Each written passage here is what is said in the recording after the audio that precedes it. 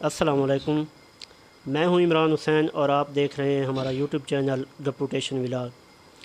آج ہمارے ساتھ بہت ہی پیاری شخصیت موجود ہیں، جناب محمد باقر صاحب، جو کہ ہمارے سینئر بھی ہیں اور ماشاءاللہ خوش اخلاق۔ آج ہم باقر بھائی سے سوال کریں گے کہ ملک کی جو آج صورتحال چل رہی ہے وہ کیسے بہتر ہو سکتی ہے، تو اس کا جواب دیں گے باقر صاحب۔ جی باقر بھائی۔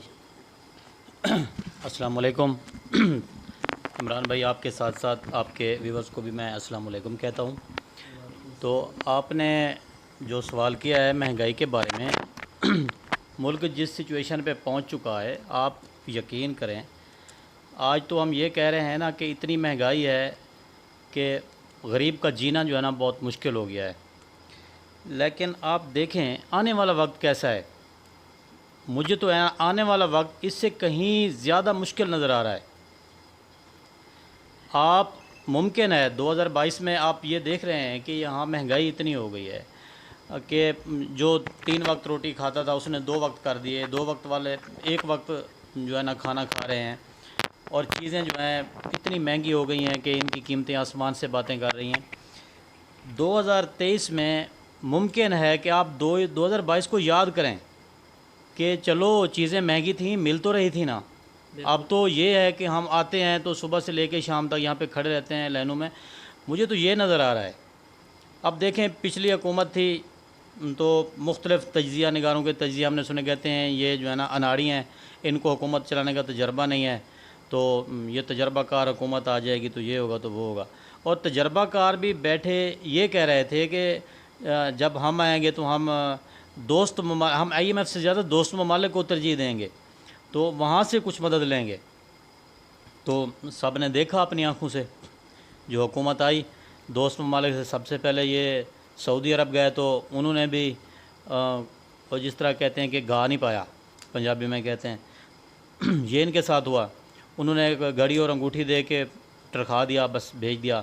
پھر انہوں نے ترکی کا رخ کیا، تو آپ نے دیکھا کہ کس طرح وزیر اعظم صاحب کی باڈی لینگویج کس طرح تھی کہ میں بھیک مانگنے نہیں آیا، اور یہ ہے اور وہ ہے، اور آپ ہمارے بڑے بھائی ہیں۔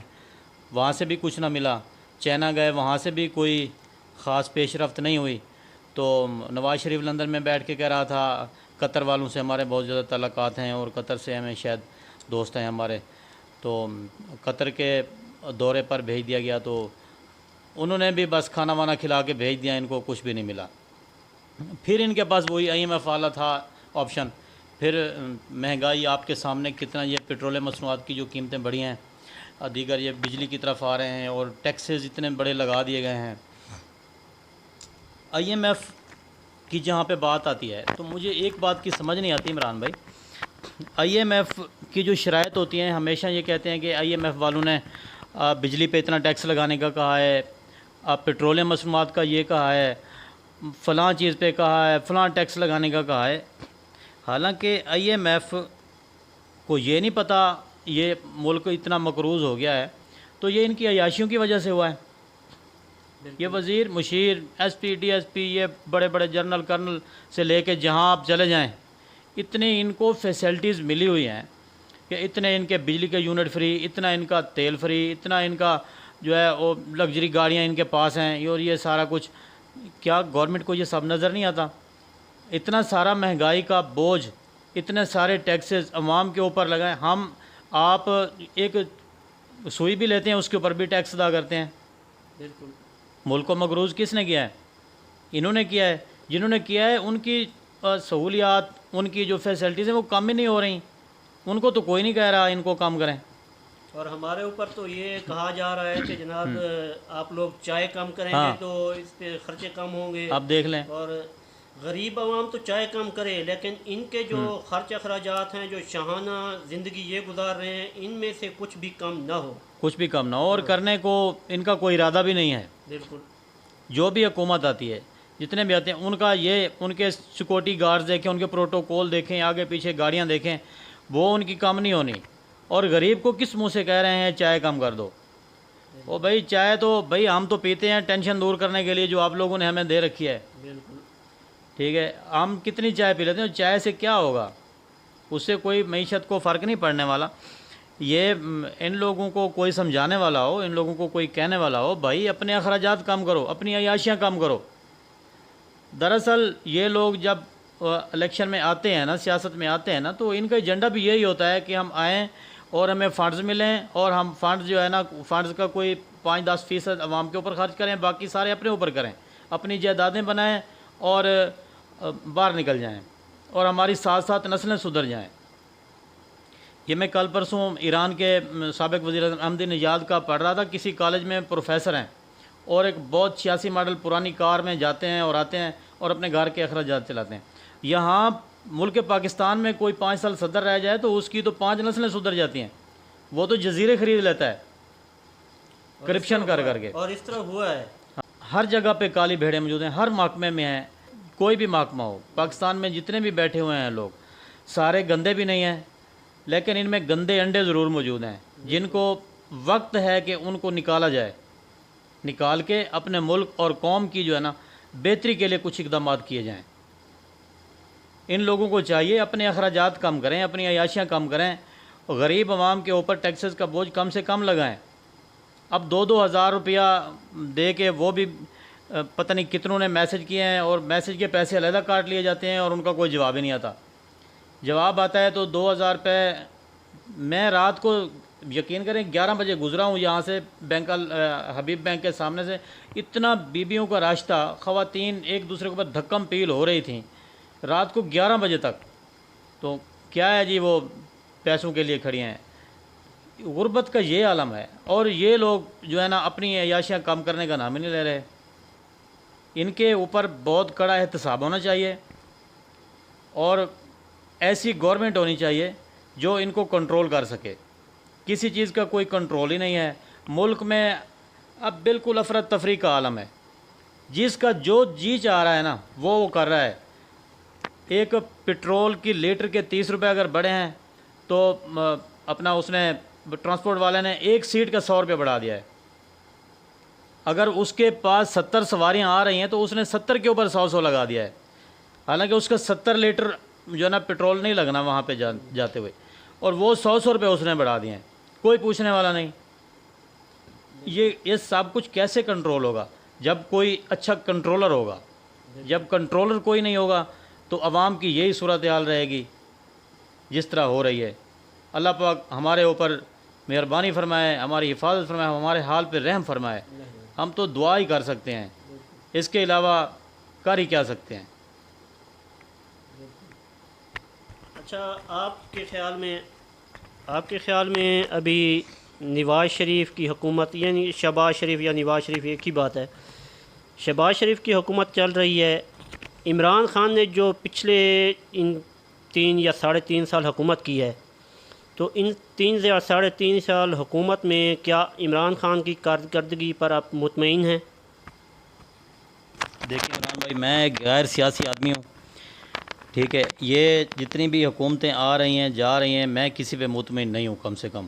اس کی وجہ یہ ہے کہ جتنی بھی حکومتیں آئی ہیں انہوں نے اپنے اخراجات کو، عمران خان صاحب نے بہت اچھی باتیں کی تھیں آتے ہوئے، یا گورنر اس کو یونیورسٹی بنا دیں گے، وزیر اعظم ہاؤس یہ ختم کر دیں گے، ہم سائیکل پہ جائیں گے، لیکن پھر بھی دنیا نے دیکھا، چاہے نواز شریف ہو چاہے عمران خان ہو، اپنے اخراجات جب تک یہ لوگ کم نہیں کریں گے نا، جتنا کچھ کہتے ہیں نا اتنا عملی طور پہ کر کے دکھائیں تو پھر شاید ہم مطمئن ہوں۔ ہم مطمئن کیا ہوں؟ پھر تو ملک و قوم سدھر جائے، پھر تو وطن عزیز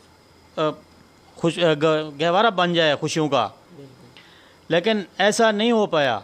عمران خان صاحب بذات خود بہت اچھے نیک لیڈر تھے، لیکن ان کے جو ساتھی تھے ان کے اوپر میں بالکل مطمئن نہیں ہوں، کیونکہ وہی چلے ہوئے کارتوس اور وہی ان کی چیزیں۔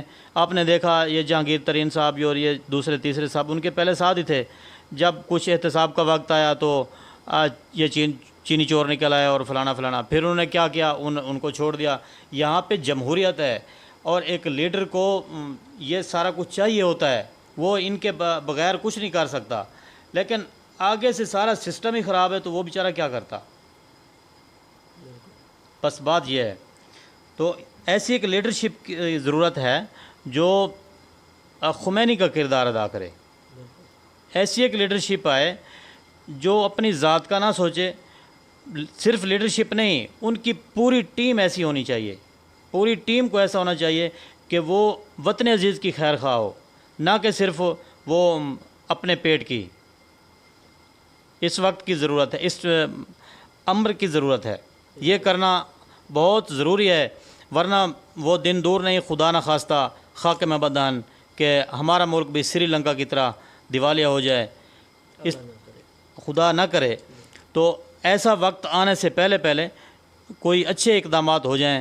ہم تو اللہ سے دعا ہی کر رہے ہیں، کیونکہ یہاں پہ جو کھچڑی بنی ہوئی ہے، کسی کو کوئی بات سمجھا نہیں رہا ہے، نہ کوئی ایسی کوئی لیڈرشپ نظر آ رہی ہے.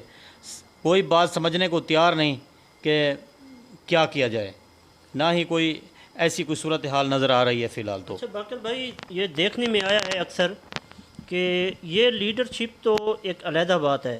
اگر ہم اس سے پیچھے عوام کو دیکھ لیں تو عوام کا بھی اسی طرح ایک رد عمل ہے. مطلب کہ اگر ایک پنچر والے کے پاس جائیں، موٹر سائیکل کھڑی کر دیں، جی یہ اس کو پنچر لگوانا ہے، بے شک ہوا خود ہی نکال لیں اس کی، تو تھوڑی دیر بعد آپ آئیں گے تو وہ کہے گا جی اس میں تو 5 پنچر تھے. چاہے وہ ایک پنچر ایک بھی نہ ہو، وہ کہے گا 5 پنچر تھے. وہ بھی کرپٹ. اگر آپ مسجد میں جاتے ہیں تو مسجد سے باہر نکلتے ہیں تو آپ کی جوتی غائب ہوتی ہے. وہ بھی تو ایک مسئلہ ہے نا ایک. تو یہ صرف یہ بات نہیں ہے کہ ہم لیڈرشپ کو اگر یہ الزام دیتے ہیں، یہ لیڈرشپ کا سارا قصور نہیں ہے، یہ عوام کا بھی قصور ہے، بلکہ پہلا قصور عوام کا ہے. کیونکہ اگر عوام خود سیدھی ہو جائے تو لیڈرشپ خود سیدھی ہو جائے گی. کیونکہ قرآن مجید میں اس چیز کا حکم آیا ہے کہ جس طرح کی عوام ہوگی اسی طرح کا آپ کے اوپر یعنی کہ ایک حکمران مسلط کیا جائے گا. تو یہ چیز ہمیں بھی سمجھنی چاہیے، ہمیں بھی یہ چیز دیکھنی چاہیے. ہمیں خود کو سیدھا کرنا پڑے گا. اگر ہم خود سیدھے ہو جائیں تو یہ حکمران کچھ بھی نہیں ہے. ہم حکمران خود بخود سیدھے ہو جائیں گے. مگر ہمیں اس چیز کی اصلاح کرنی چاہیے، خود اپنے اندر جھانکنا چاہیے کہ ہم کیا کر رہے ہیں. اگر ہم خود کی اصلاح نہیں کر سکتے تو پھر لیڈرشپ پر بھی ہم کوئی الزام لگانا میرے خیال میں کچھ اچھا نہیں ہے. تو اس کے لیے آج کے لیے اتنا ہی، اور انشاءاللہ آئندہ ہماری ملاقات ہوتی رہے گی. انشاءاللہ ہماری ویڈیوز آتی رہیں گی. اور اگر آپ ہمارے چینل پر نیو ہیں تو ہمارے چینل کا نام ہے گپوٹیشن ولاگ، اور آپ ہمارے چینل کو سبسکرائب کر دیں اور لائک کر دیں اور کامنٹ کر دیا کریں. اور اگر ہماری کوئی بات بری لگی ہو تو اس کے لیے معذرت خواہ ہیں. اور اس کے ساتھ ساتھ ابھی کے لیے چاہتے ہیں اجازت. اللہ حافظ.